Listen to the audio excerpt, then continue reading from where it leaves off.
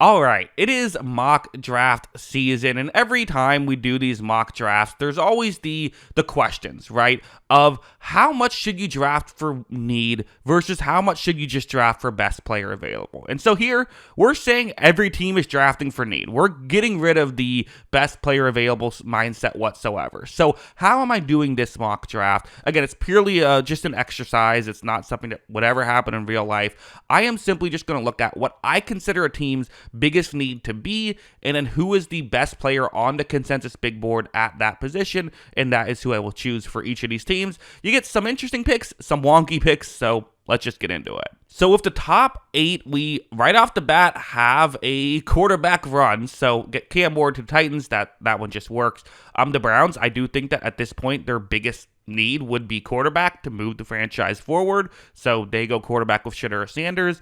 The Giants, I actually wasn't going to go quarterback at first because they do have Russell Wilson and Jameis Winston, who can work for now. I still think that's a need in the future, so that's ultimately why I decided to go quarterback. But honestly, you look at the Giants roster, they've done a pretty good job at making it that they don't have to go into this year drafting any one specific position. I'm not saying they're great across the board, but they're at least okay across the board. So ultimately, what does this franchise need more than anything? A quarterback. Will Jackson Dart be that guy? I don't know, but that's just kind of how the exercise works. So now, I'm sure Patriots fans would be thrilled at this development until their fourth overall pick was entered in, because you're thinking, okay, Abdul Carter, okay, Travis Hunter, but their biggest need is offensive line, in my opinion, so they stick with Will Campbell, something that will probably happen in this actual draft.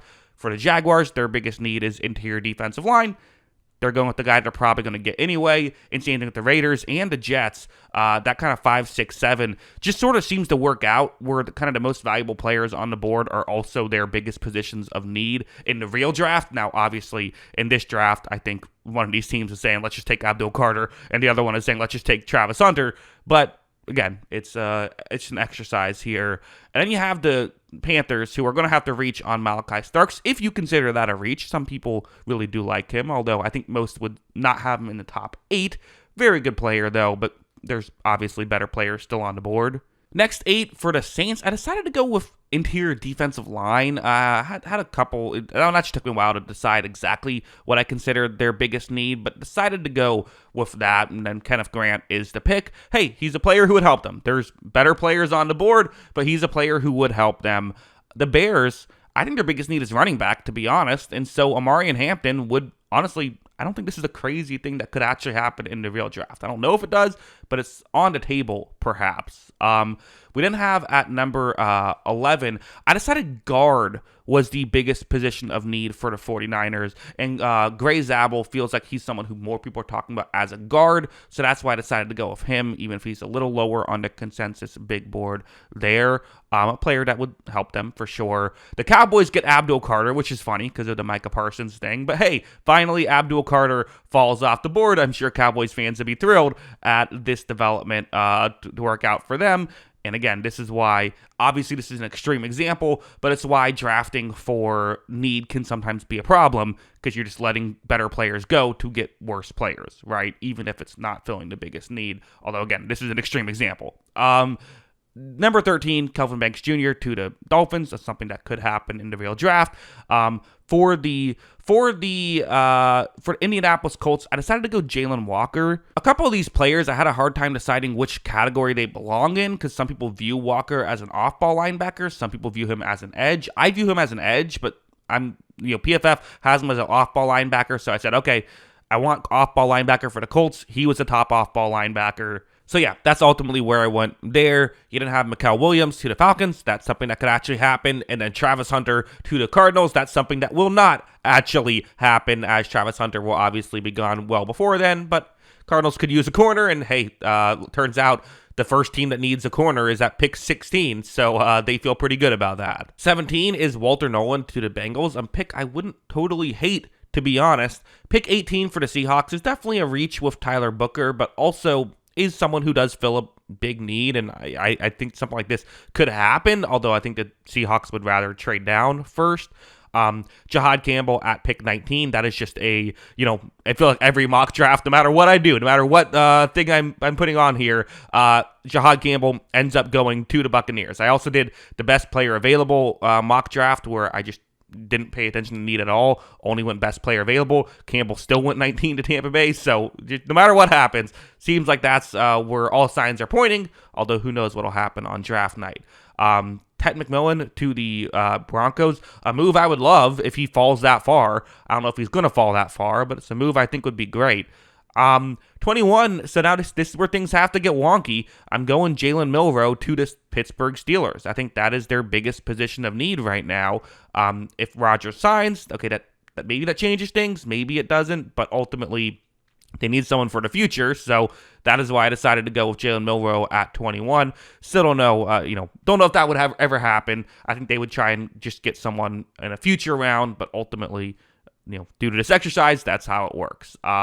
The Chargers go with Matthew Golden, a move, again, I would not hate. The Packers getting Shamar Stewart, still a bit early for me, but it's late for some people. I get why people like Shamar Stewart. We'll see what happens there. And then Will Johnson falling to 24. Yeah, Vikings fans would feel pretty thrilled about that. So finally, we have Josh Simmons to the Texans. I just said offensive line in general is their biggest needs, so there's that. This is, again, a real dilemma they're probably going to face in the draft is, do they want to sit here if there isn't a great tackle on the board and still go tackle? Maybe they just trade up to make sure they get a tackle, which wouldn't be the worst thing in the world, but ultimately, Josh Simmons, some people just feel like he's worth the 25th overall pick too, so that will be seen. Remains to be seen. But 26, again, this is where this exercise gets a little bit weird of, I think linebackers their biggest need. There is not really more than one off-ball linebacker. I guess if you count Jalen Walker, 2 off-ball linebackers that are worth first-round picks. So now Demetrius Knight Jr., who could be a fine player for them, but ultimately you would probably want to just draft someone else who helps you out more, even if it's not as big of a need right now, and then get a player who can help you out, in the future, who get Knight in the second or third round instead, right? You then have Mike Green for the Ravens and James Pierce for the Lions, even Donovan Iziraku for the Commanders. So there's 3 edge rushers in a row that have to go here, which I wouldn't hate either of these. For the Bills, I think secondary is something they would look at, especially if Barron's still on the board. They'd feel happy about that.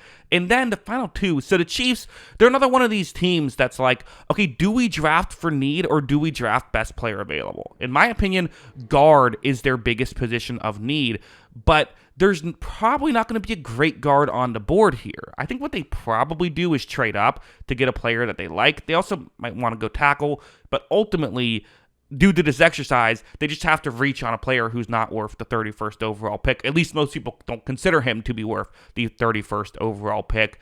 And the Eagles are essentially in the same spot. Now, maybe the Kenyon Green reclamation project will work out fine and I'll look stupid, but I think they need another guard here. Although, are you overdrafting Willie Lampkin? Probably. I don't see a lot of mock drafts with him in the first round, but hey, at least you get one here, Willie. But yeah, those are my thoughts on all of this. What do you think of this exercise? I think it's kind of fun, but yeah, let me know your thoughts in the comments below. Always love hearing from ya. And of course, as always, thanks for watching.